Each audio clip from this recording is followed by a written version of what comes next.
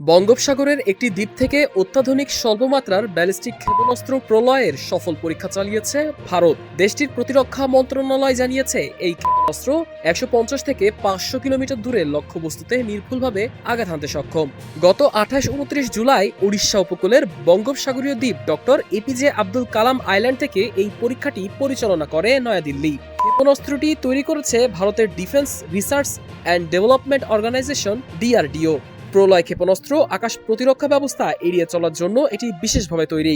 এটি মাঝ আকাশে গতিপথ পরিবর্তনের ক্ষমতা রাখে, ফলে প্রতিপক্ষের প্রতিরক্ষা ক্ষেপণাস্ত্রকে সহজেই বিভ্রান্ত করতে পারে। সংবাদ মাধ্যম ইন্ডিয়া টুডে জানায়, প্রতিরক্ষায় ক্ষেপণাস্ত্রটি সব লক্ষ্য সফলভাবে অর্জন করেছে।